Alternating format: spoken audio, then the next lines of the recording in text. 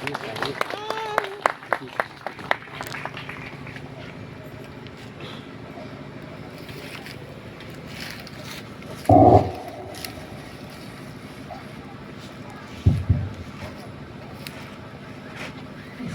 സഹോദരന്മാരെ,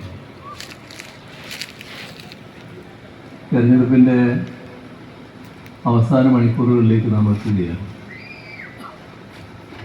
ഈ തെരഞ്ഞെടുപ്പ് കേരളത്തെ സംബന്ധിച്ചിടത്തോളം അതിനിർണായകമായ ഒന്നാണ്. കാരണം നമുക്ക് ആധുനിക ലോകത്തിൻ്റെ ഭാഗമാകേണ്ടത്. അതാണ് കേരളത്തിൽ ജനങ്ങൾ ആഗ്രഹിക്കുന്ന കാര്യം. ഒന്നിലും വല്ലാതെ പറഞ്ഞതായി പോകരുത്. ഇന്ന് വിജ്ഞാന വിസ്ഫോടനത്തിൻ്റെ കാലമാണ്. ആധുനിക വിജ്ഞാനങ്ങളെല്ലാം നമ്മുടെ നാടിന് പുറത്ത് വന്നിട്ടുണ്ടാകും. എല്ലാറ്റിൻ്റെയും ഭാഗമാകാൻ നമുക്ക്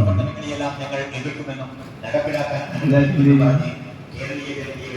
ഭാഗമാകാൻ നമുക്ക് കഴിയേണ്ടതുണ്ട്.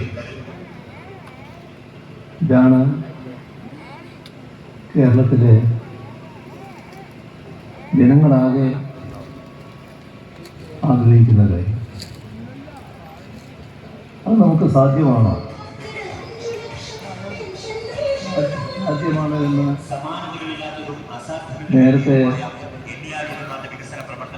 ഒരു ഘട്ടത്തിൽ ചിന്തിക്കാനാവില്ലായിരുന്നു. കാരണം കേരളം ഒരു ഇരുണ്ട കാലം നേരിട്ടു. അതാണ് 2011-16 കാലത്തുള്ള UDF ഭരണകാലം. എല്ലാ മേഖലയും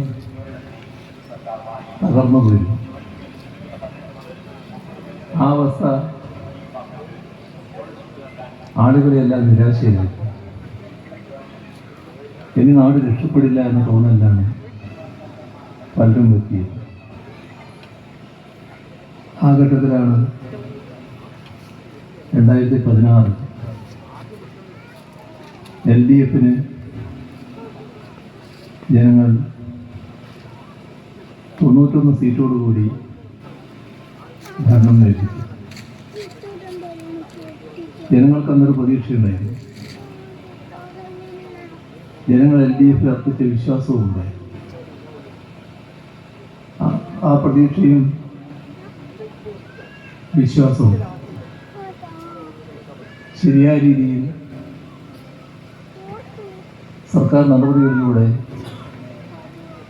സഫലീകരിക്കുന്ന നടപടികൾ LDFിന് സ്വീകരിക്കാനായി.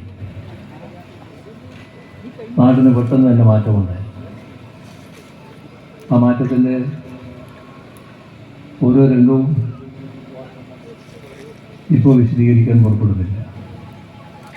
എന്നാൽ ആ മാറ്റത്തിൻ്റെ ഭാഗമാണ് കേരളത്തിലെ എല്ലാവരും.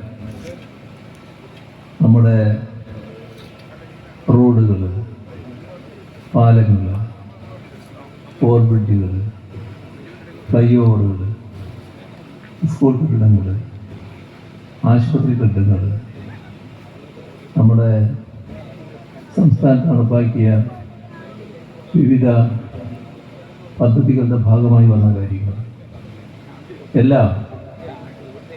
എല്ലാവരും അനുഭവസ്ഥരാണ്.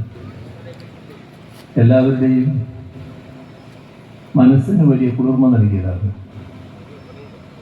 തങ്ങളുടെ പ്രതീക്ഷക്കനുസരിച്ച് നാട് മുന്നേറുന്നു എന്ന ചിന്തയിലേക്ക് എല്ലാവരും എത്തി. ആ ചിന്തയാണ് 2021 കേരളത്തിൻ്റെ ചരിത്രം അതിനി വേണ്ട. തെരഞ്ഞെടുപ്പിൽ പുതിയ ചരിത്രം ഞങ്ങൾ രചിക്കുന്നു എന്ന് ജനങ്ങൾ തീരുമാനിക്കാനിടയായിരിക്കും. എന്തായിരുന്നു പഴയ ചരിത്രം? ഒരു ഗവൺമെൻറ് നേതൃത്വം കൊടുക്കുന്ന മുന്നണി തെരഞ്ഞെടുപ്പ് നേരിടുമ്പോൾ പരാജയപ്പെടും. പ്രതിപക്ഷത്തിരിക്കുന്ന മുന്നണി അധികാരത്തിൽ വരും. ഇതാണ് കേരളത്തിലുണ്ടായിരുന്ന പണി. ഇതിൻ്റെ ഭാഗമായി ഒരു ഘട്ടത്തിൽ അധികാരത്തിൽ വരുന്നത് UDF ആണ്.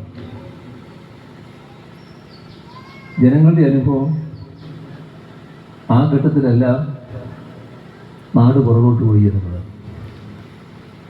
LDFൻ്റെ കാലം മുന്നോട്ട് പോകും. നാടിൽ പുരോഗതി ഉണ്ടാവും, നല്ല വികസന കാര്യങ്ങൾ നടക്കും, ജനക്ഷേമ കാര്യങ്ങൾ നടക്കും. എല്ലാം പിന്നീട് തവണ മാറി വലിയ തോതിൽ പുറകോട്ട് പോകും. ഇതിൻ്റെ ഏറ്റവും മൂർധന്യ ദിശയാണ് 2011-16 കാലത്തെ ആ ഇരുണ്ട കാലത്തുണ്ടായ. അത് കഴിഞ്ഞ് കേരളം വെളിച്ചത്തിലേക്ക് വന്നപ്പോൾ ജനങ്ങൾ തീരുമാനിച്ചു, ഇനി പഴയത് വേണ്ട, പുതിയ നില സ്വീകരിക്കാം. അങ്ങനെയാണ് LDFനെ 91 നിന്ന് 99 സീറ്റാക്കി വർദ്ധിപ്പിച്ച് തുടർ ഭരണം LDFനെ ജനങ്ങൾ ഏൽപ്പിക്കുന്നു. ആ തുടർ ഭരണം ഏൽപ്പിച്ചതിന് ശേഷം 5 വർഷമായി. ഈ 5 വർഷക്കാലം 5 വർഷക്കാലമായിട്ട് എടുക്കാം, വേണമെങ്കിൽ മൊത്തമായി 10 വർഷക്കാലം എടുക്കാം. എന്നാൽ ഈ 5 വർഷക്കാലം ഒരു തരത്തിലും നിരാശപ്പെടേണ്ടി വന്നിട്ടില്ല. ഈ 10 വർഷക്കാലം കേരളത്തിലെ ജനങ്ങൾ ഓരോ കാര്യവും അഭിമാനത്തോടെയാണ് നോക്കിക്കണ്ടത്. തുടർ ഭരണത്തിൻ്റെ പ്രത്യേകതയാണ് നമ്മുടെ നാട് അതിദാരിദ്ര്യമുക്തമായത്. ലോകത്ത് അപൂർവം രാജ്യങ്ങൾക്ക് ഇത് നേടാൻ പറ്റും. പാവങ്ങളുള്ള പ്രതിബദ്ധതയാണ് നമ്മുടെ നാട്ടിലെ അതിദരിദ്രതയെ അതിദാരിദ്ര്യമുക്ത അവസ്ഥയിലേക്ക് എത്തി. നാടാണ് അതിദാരിദ്ര്യമുക്തമാകുന്നത്. നമ്മുടെ നാട്ടിൽ 5 ലക്ഷം കുടുംബങ്ങൾ നേരത്തെ വീടൊരു സ്വപ്നമായി കൊണ്ടുവന്നവരെ ഇന്നവർ സ്വന്തം വീട്ടിൽ കിടന്നുറങ്ങുകയാണ്. ഇതൊക്കെ